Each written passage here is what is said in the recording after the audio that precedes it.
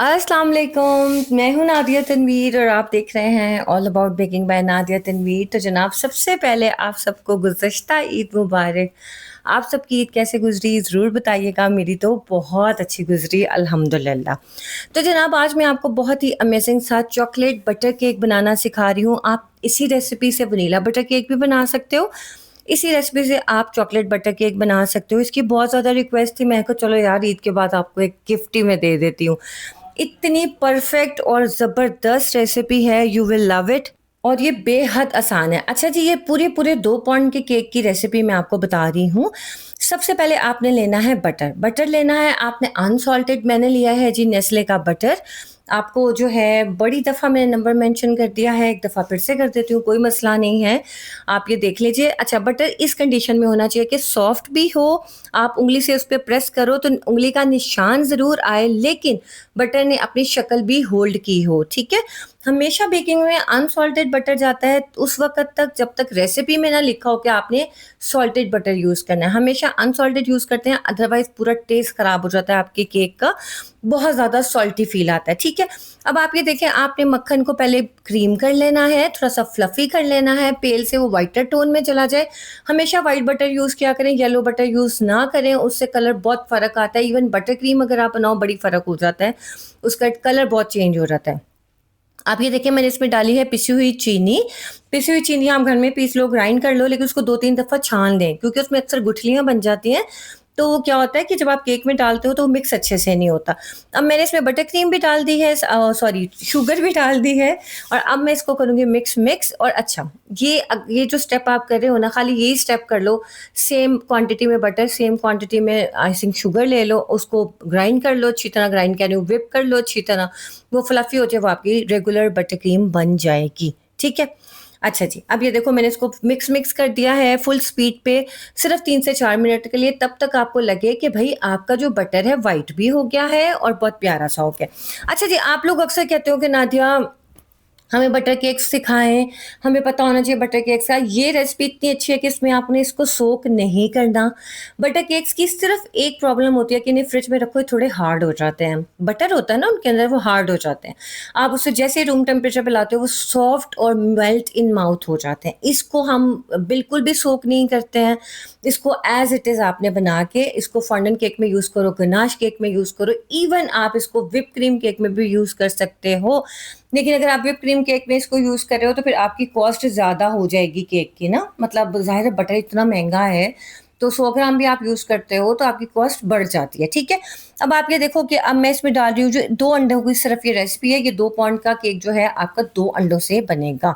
अब आप ये देखें, इसमें मैंने डाला है, एक एक करके अंडा डालना है। और आजकल गर्मी है, अंडों को टेस्ट किए बिना आपने नहीं डालना केक के अंदर। क्या होगा अंडों को मैंने फ्रिज में रख दिया था ताकि मेरा केक बैठे ना। और दूसरी बात यह है कि अंडों को हमेशा अलग प्याली में तोड़ के आपने, सर्दियों में थोड़ी खैर होती है, लेकिन गर्मियों में आपने बिल्कुल रिस्क नहीं लेना। हमेशा अलग प्याली में तोड़ के फिर आपने मक्खन वाले बैटर में डालना है। कहीं अंडा खराब हो, गंदा हो, तो आपका पूरा बैटर ज़ाया हो जाएगा। ठीक है। वैसे मैं तो पानी वाला टेस्ट कर लेती हूँ। पानी एक बाउल में डाला, उसके अंदर जैसे ही हम अंडे डालो, जो खराब अंडा होता है वो ऊपर आ जाता है और जो साफ और अच्छे अंडे होते हैं वो नीचे बैठ जाते हैं। तो ये इसका बड़ा ज़बरदस्त सा टेस्ट है।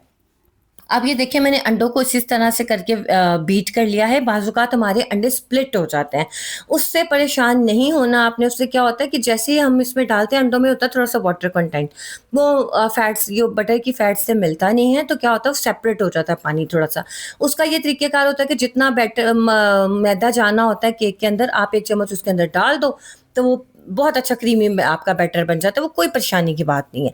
अब देखिए जनाब, मैंने लिया इसमें जी मैदा। मैदा भी इसके अंदर जाना था 100 ग्राम, बट मैंने क्योंकि चॉकलेट केक बना रही हूँ तो मैं इसमें सिर्फ 85 ग्राम मैदा डालूंगी।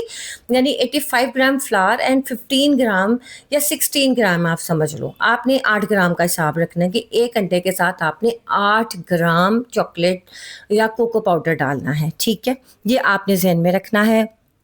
कोको पाउडर आप क्रेव का ले लो, बेरी कैलेबू ले लो, आप विप ग्योर ले लो, ये आपकी अपनी मर्जी है। ठीक है। अब मैं आपको फिर से बता रही हूँ, जो मैं आपको 1 अंडे के साथ 40 ग्राम मैदे वाली रेसिपी देती हूँ, उसमें मैं आपको कहती हूँ चॉकलेट केक में आपने 5 ग्राम कोको पाउडर डालना है और बाकी एक अंडे के साथ ये रेशियो। लेकिन जो बटर केक है, बटर के ये वाला जो केक बना रहे हैं, इसमें 5 ग्राम नहीं, आपने एक अंडे के साथ 8 ग्राम की मेजरमेंट रखनी है, ठीक है।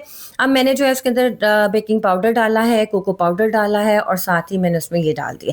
अच्छा जी, अब आपने बटर के अंदर ना ऑयल ज़रूर डालना है। ऑयल इसमें 25 ग्राम आपने डालना है, इससे आपका केक जो है फ्रिज में भी सॉफ्ट रहेगा। ये एक ऐसी टिप है जो आपको कोई नहीं देगा, मैं दे रही हूँ, इससे आपका केक बहुत मॉइस्ट बनेगा।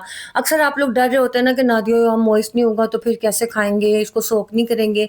आपका दिल कर रहा है हल्का हल्का सोक कर लो। सोक आप ऐसे कर सकते हो जैसे आपने स्प्रे, शावर स्प्रे नहीं करते हो उस तरह से, लेकिन मैंने नहीं किया क्योंकि बटर केक्स जो होते हैं थोड़े स्टेबल होते हैं।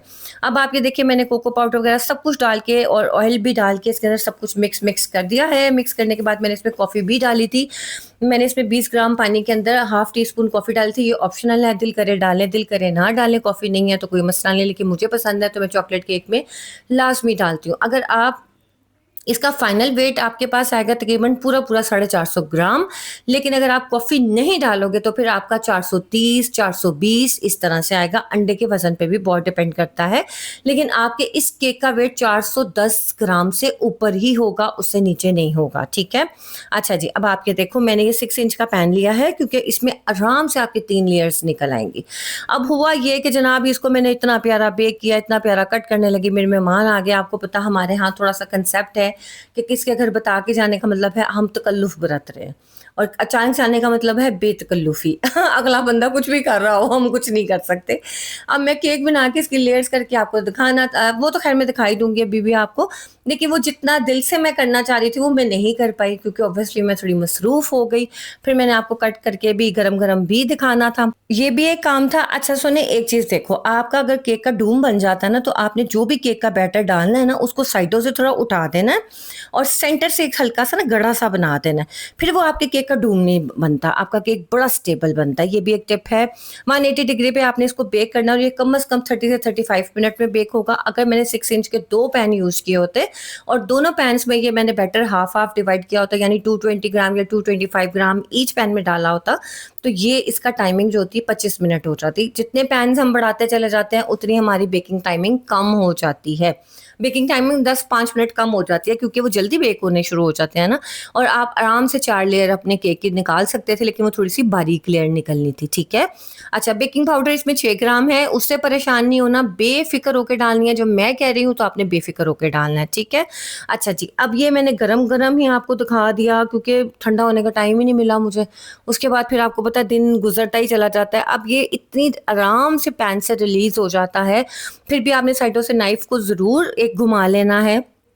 अच्छा, मैंने इसे 2-3 दफ़ा वो टेस्टर से टेस्ट किया, इसलिए आपको ये सुराख नज़र आ रहे होंगे। बाज़ औक़ात केक में सुराख जो हैं आपका बार-बार टेस्ट करने की वजह से भी बन जाता है। अब ये देखें कि हालाँकि बटर केक है लेकिन कितना इवन बेक हुआ है, इसके अंदर कोई डूम नहीं बना। क्यों? क्योंकि हमने वो टिप की थी कि हमने सेंटर से इसको थोड़ा-सा होलो कर लिया था और साइडों की तरफ कर दिया था, ताकि जितना भी बैटर है बटर मेल्ट हो तो बैटर आपका सेंटर में एक लेवल की बेकिंग हो, ये बात होती है, ठीक है। अब आप देखो बेक होने के बाद इसका वज़न 432 ग्राम्स आया है। जब हमने पैन में डाला था तो 455 ग्राम था और जब बेक हो गया तो 432 ग्राम्स है। इसका मतलब क्या है? ये इवेपोरेट होता है।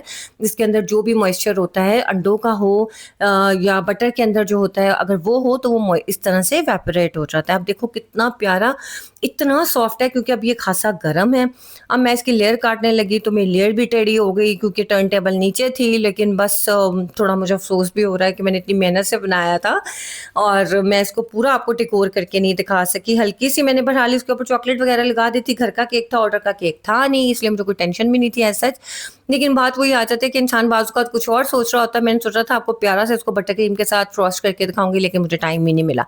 अच्छा जी, अब आप ये देखें, आपका ये केक इतना मज़े का बनेगा। आप इसे एज ए टी केक भी बना सकते हो और इसकी सॉफ्टनेस आप देख सकते हो। ये साइड्स पे जो थोड़े से आपको सुराख नज़र आ रहे हैं, जब भी केक के अंदर छोटे छोटे होल हों, उसका ये होता है कि मैंने कहीं ना कहीं पैन को डैप डैप नहीं किया। उसमें जो एयर ट्रैप हो जाती है ना, जब वो नहीं निकल पाती तो वो अंदर ही इस तरह से सुराख बन जाते हैं। ठीक हो गया, ये चीज़ आपने ज़हन में रखनी है। बटर केक को ख़ास तौर पर 5 से 6 दफ़ा डैप डैप करते हैं अपनी आप वर्किंग टेबल के ऊपर या वर्किंग स्पेस कोई भी है। अब आप देखो इसके क्रम्स निकल रहे हैं, तो क्रम्स से आपने परेशान नहीं होना क्योंकि बिल्कुल गरम गरम केक है। हमेशा केक को इसलिए कहते हैं कि जब भी केक बनाएं उसको रेस्ट दें, थोड़ा सा ठंडा होने दें, कम से कम 5-6 घंटे का रेस्ट दें, ताकि वो अपनी शेप में आए और उसके क्रम्स ना निकले। ठीक है, अगर आप भी ये केक बनाओगे और आप इसको 5-6 घंटे बाद या अगले दिन इसको कट करके फ्रॉस्ट करोगे, इसका एक क्रम भी नहीं निकलेगा। ये एक टिप होती है कि हमेशा कभी भी फ्रेश केक नहीं बनाते, हमेशा 1-2 दिन का रेस्ट दे के बनाते हैं ताकि उसके क्रम्स ना निकले। परफेक्ट रेसिपी है, आपने ज़रूर ट्राई करनी है और मुझे बताना है कि आपको ये केक कैसा लगा। अपने ऑर्डर वर्क में ये बनाइए और इन्जॉय कीजिए और खूब सारी तारीफ़ें समेटें। अपना ख्याल रखिएगा, दुआ में याद रखिएगा। अल्लाह हाफ़िज़।